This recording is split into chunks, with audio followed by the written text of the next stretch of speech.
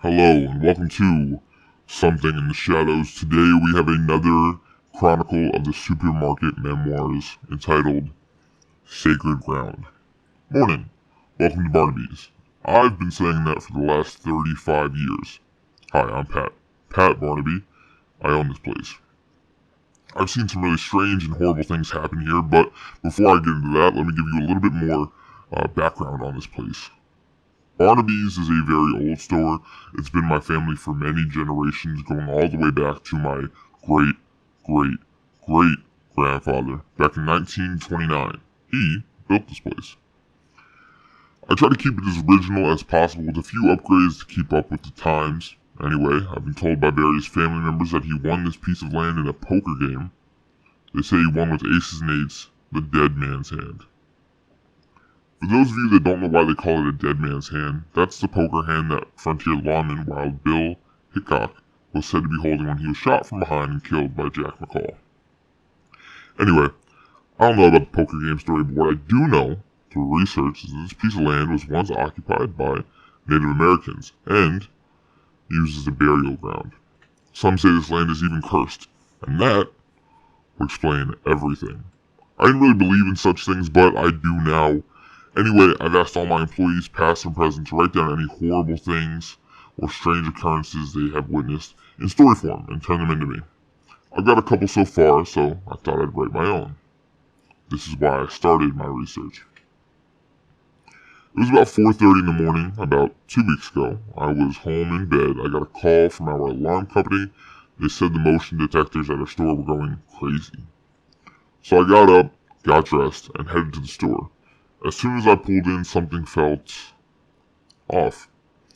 I blew it off and parked the car. I got out and immediately heard the sound of Indian war cries off in the distance.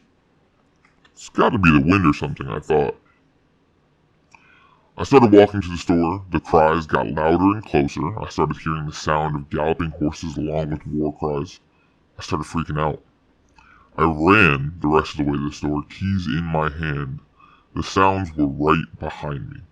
I got to the door, put the key in the lock, and as soon as I did, the sounds, they stopped. Dead silence. Just then, 2 police cars pulled up. The alarm company apparently called them as well. They went in the store and did a walkthrough to make sure no one was there. I went in, turned off the alarm, and then waited outside for them to finish. They came out about 20 minutes later, said everything was clear, and left. It's about 5:30 at this point, so I figured I might as well stay here, since the store opens at 7. No sense in going home just to turn around and come back an hour later, right? So I caught up on some paperwork, straightened up some displays, and opened the store at 7. Nothing really eventful happened that day. I got that uneasy feeling a couple times, and I kept seeing out of the corner of my eye what looked like Native Americans standing in the aisles, in the bathroom, and even at the registers, but that was it.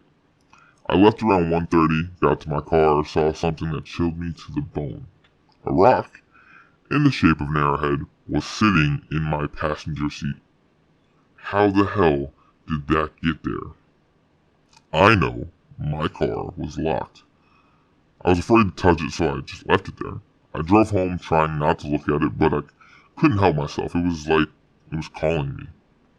I got home and put on my mantle over my fireplace. The next day, it was in my upstairs bathroom. The day after, my dining room. It's sort of been a different room in the house every day since.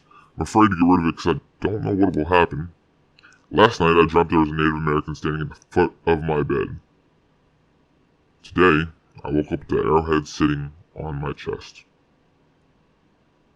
Thank you guys for sticking around, and I hope you have a horrifying day.